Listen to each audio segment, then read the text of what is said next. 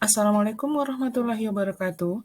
Pembelajaran kali ini kita akan membahas mengenai rumus Laska.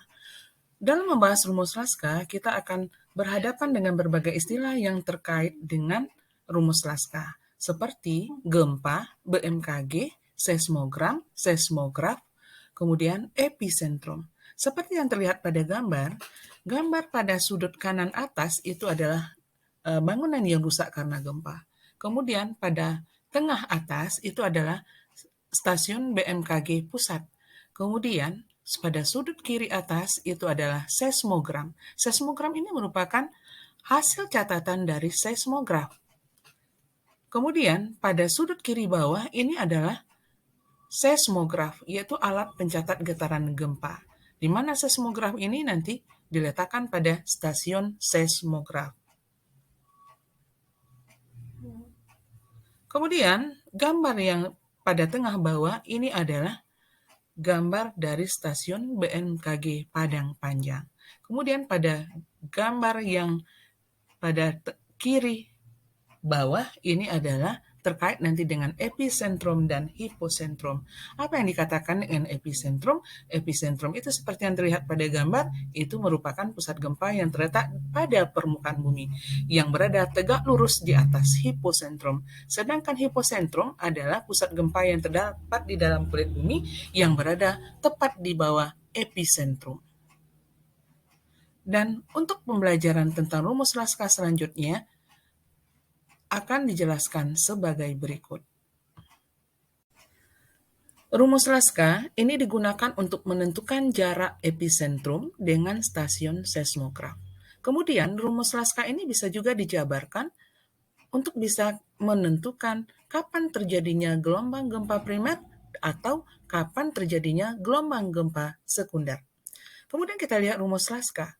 Rumus Laska ini rumusnya delta sama dengan GS dikurangi GP dikurangi 1 menit dikali 1000 km atau 1 megameter. Delta adalah jarak epicentrum dengan stasiun seismograf. GS ini adalah gelombang gempa sekunder. GP itu adalah gelombang gempa primer. Sekarang kita lanjut dengan contoh soal.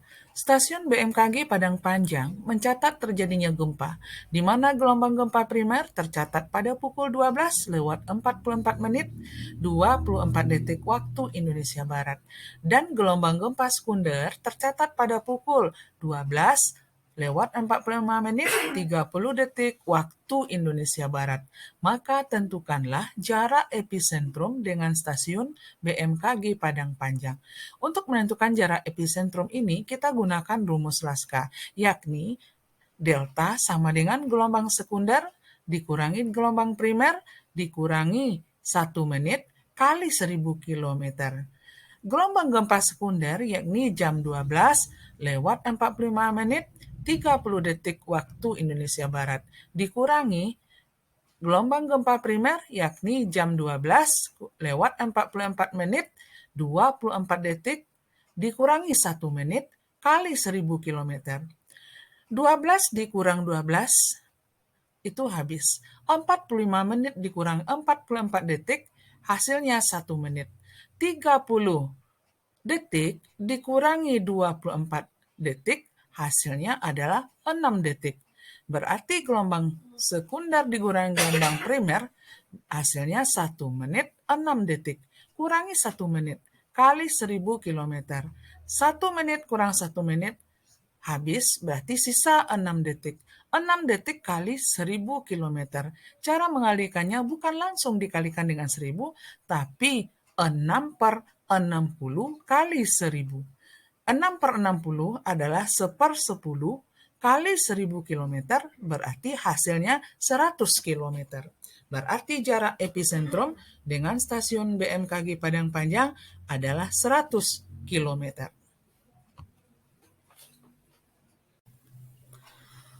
Untuk menentukan kapan terjadinya gelombang gempa sekunder, kita menggunakan rumus sebagai berikut, yaitu GS sama dengan GP tambah 1 menit ditambah delta per 1000 kali 60 detik. Delta berarti jarak epicentrum dengan stasiun seismograf.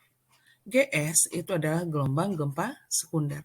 GP adalah gelombang gempa primer. Sekarang kita lanjut dengan contoh soal untuk menentukan gelombang gempa sekunder. Jika jarak epicentrum dengan stasiun BMKG Padang Panjang 100 km, sedangkan gelombang gempa primer tercatat pada pukul 12:44 24 detik waktu Indonesia Barat, maka tentukanlah waktu terjadinya gelombang gempa sekunder. Untuk menentukan gelombang gempa sekunder, berarti gelombang gempa sekunder sama dengan gelombang gempa primer tambah 1 menit ditambah delta per 1000 dikali 60 detik. Gelombang gempa primer yakni jam 12 lewat 44 menit 24 detik ditambah 1 menit ditambah 100 per 1000 kali 60 detik. Gelombang gempa primer tambah 1 menit sehingga hasilnya jam 12 lewat 45 menit 24 detik ditambah 100 per 1000 kali 60 detik. Berarti jam 12 45 menit 24 detik tambah 100 per 1000 berarti 1/10 kali 60 detik. Berarti jam 12 sama 45 menit 24 detik ditambah 6 detik. Kenapa ditambah 6 detik? Berarti 1/10 dari 60 detik adalah 6 detik. Hasilnya jam 12 lewat 45 menit 30 detik. Selanjutnya kita menentukan gelombang gempa primer. Untuk menentukan gelombang gempa primer, kita juga menggunakan rumus Laska, yakni gelombang primer sama dengan gelombang sekunder dikurangi 1 menit dikurangi delta per 1000 kali 60 detik. Delta berarti jarak epicentrum dengan stasiun seismograf. GS berarti gelombang gempa sekunder. GP itu adalah gelombang gempa primer. Sekarang kita lanjut dengan contoh soal yang terakhir, yakni menentukan gelombang gempa primer.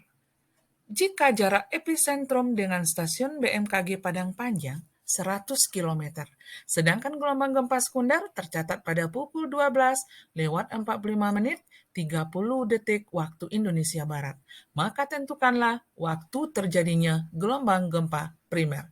Untuk menentukan gelombang gempa primer, kita menggunakan rumus sebagai berikut.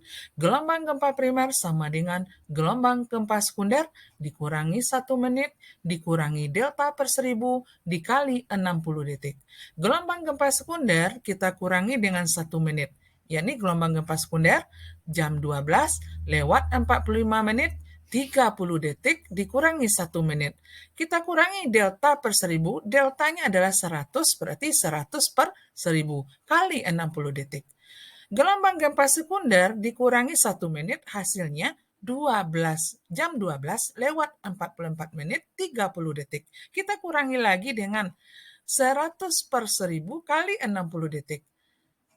Berarti hasilnya jam 12 lewat 44 menit 30 detik kurangi 1/10 dari 60. Kenapa 1/10? Yaitu datangnya dari 100 per 1000 yaitu 1/10 kali 60 detik.